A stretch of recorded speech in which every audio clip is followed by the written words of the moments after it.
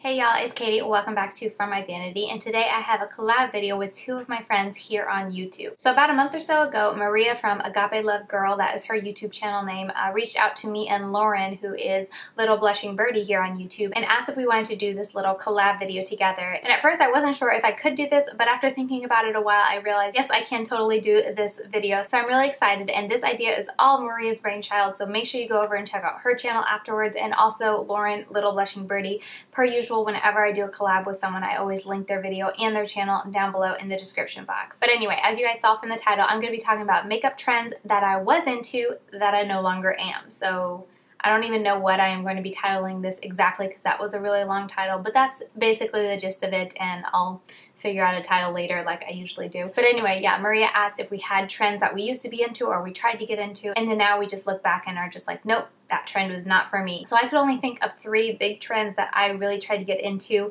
but now at this point in my life, all of them is just, they're not for me. So it might be a little bit of a shorter video, but that's okay. I really did want to do this collab video with them. I really enjoy both of their channels. They are phenomenal ladies and put out a lot of really good content. If you like longer YouTube videos, both of them can give you that. I love to put them on as I'm like cleaning the house or doing the dishes or something where it's going to take some time, and I could just turn them on and listen to them as I work. They always have a lot of good information, a lot of good reviews, and very thorough videos. But yeah, let's just go ahead and jump into talking about the 3 trends that I really tried to get into, but now I just can't. Okay, so first up, the trend that I really did try to get into was using cream products. And I was looking through my collection, and actually the only cream products I have are these highlighters that I just reviewed last month.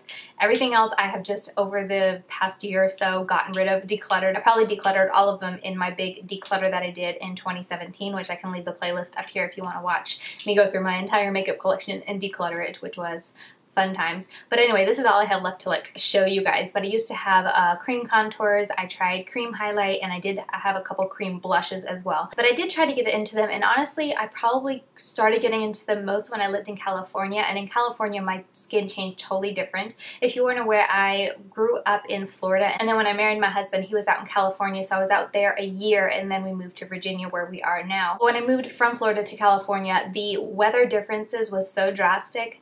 All my life I had grown up with extremely oily skin, and then going to California where it's so dry, I had such intense dry skin I didn't know what to do. Like, it was a rough couple of months when we first moved there. So honestly, that's when I first started dipping my toes into cream products, and I bought some cream blushes, and I really did enjoy them. And then I think when I moved back over here, I bought some cream contours, and I was trying to give them a try. I know I had a couple cream highlighters, and at this time in my life, I just don't like cream products, especially now that I'm back here in the South where my skin is oily. I just don't like putting that much oils on my skin because I am someone who likes to have a very matte look to my face. So I know glowy is in, and people like to use illuminating primers and stuff under their makeup. I am not that person. Like, when I finish doing my makeup, I want my makeup to look fairly matte, like completely matte, if not like a natural satin finish. And the only place I want to be shiny is like a highlight if I do a highlight for that day. And that's it. That's just my preference. So for me to use a cream product, I always felt like it was just an extra step because I was gonna put on powder over top of it. So living here, it just doesn't make sense. It's another step, and I just don't see big enough difference because I think I hear people argue that cream products help prolong the wear of your makeup, but I don't notice that big a difference to make it worth all the extra steps. That's a trend that was really high for a long time, especially like the cream contour, but I don't want anything to do with it. So another trend that I honestly still think is pretty big right now is putting a nude gel liner in your waterline to help open up your eyes. It's supposed to make you look more awake, not look tired. I don't know, just make you look refreshed and awake. And pretty much everyone will tell you if you want to achieve that look to put either white or nude in your waterline. I always thought white was way too harsh, but even nude, I've been using it a little bit more, and anytime I put nude in, or even pastel, because like I was using a pastel blue for my project painting challenge this past couple months, and even that light of a color, anything that wasn't like super dark, I feel like it just made my eyes more downturned. Now my eyes are naturally pretty darn downturned, so whenever I would do a nude in them, I just feel like the corners would come down even more, if that makes sense. I don't know, it's just something whenever I would put nude in my waterline, I just felt like it didn't look right. I didn't like how it looked. My preference is to put a black and smoke it out, and then I feel like with having a black in my waterline and then doing a wing, it really helps to lift up my eyes. But even if I do a wing, if I put nude in my waterline, I feel like it just kind of brings it down, because honestly it kind of points out and accentuates that my eyes are kind of more downturned and heavy down here, so it looks more downturned. Whereas if it's all kind of black and smudged out and smoked out on my lower lash line, and then I have wings, it helps lift it all up and kind of just helps that illusion along. Whereas I feel like with the nude liner, it just totally strips that illusion away, and it's just like, nope, these are the eyes you have. So I think honestly that's why I just can't get into nude liners. I tried for a while to get into them, and I didn't mind them. Like, it was a nice change, but anytime I would kind of really look at myself in the mirror and just see where it kind of accentuated the outsides of my eyes and how it, I don't know, it just made them look more downturned, I was just like, I don't like it. And I just found myself using it less and less. So I felt like that was one I could totally say, because I feel like nude liners in your waterline were a thing for a while, but it's just one that I feel like doesn't flatter my eye shape. And then the last step, oh my goodness, I feel like this is going to be the shortest video ever, but we'll see. I feel like I can talk a lot. But the last trend that I tried to get into, I enjoyed it for a while, but right now it's just, I realize it's not for me, but it is the contour palettes. And I used to have a lot of them. During my declutter, once again, I decluttered, I want to say like 2 or 3, but I had several of them, and I've only kept these 2. And honestly, I'm probably going to declutter these at some point down the road.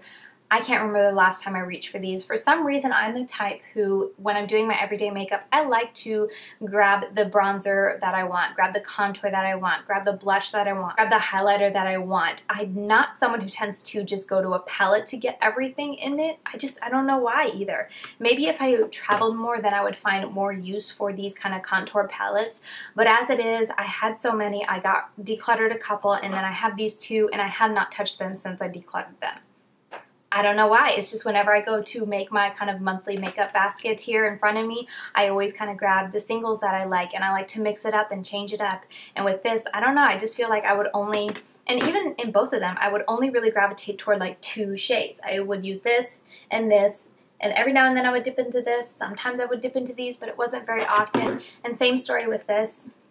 The highlighter is really pretty in both of these, but I really was only using, which one was it? I want to say this one. It looks the most used, and then this to set my eyes every now and then. But for the most part, I would just reach into these contour palettes for 1 contour shade, maybe 2. I will say though that the only kind of palette that I don't mind for like a contour palette is like the 3-pan palettes. I have the one from Smashbox, which I can put a picture here, and then also I have the one from Bare Minerals. I do like those. Again, in both of those, I really don't use the setting powder much, but also in both of those, I use both the contour and the bronzer shade. So I feel like I'm getting more of my money's worth, and it's more worth it for me to keep it around, since I'm at least using 2 out of the 3, as opposed to this contour palette where I'm really only using 2 out of the 6. So yeah, that's kind of why I'm really not into them anymore. It was a trend for a while. I feel like every brand came out with a contour palette, and I wanted to buy them all. I still have the LORAC contour palette that I have on my wish list on Ulta, and it's been on there for probably 2 or 3 years. I almost bought it when it was like half price during a Ulta 21 Days of Beauty sale,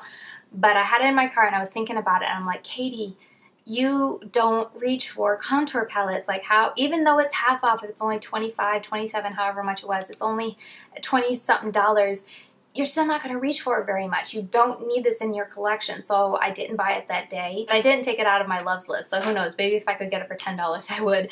But it's still sitting there. It's one that I've always wanted to get, but at this point, like, I can't justify it since I have 2 in my collection that I never use.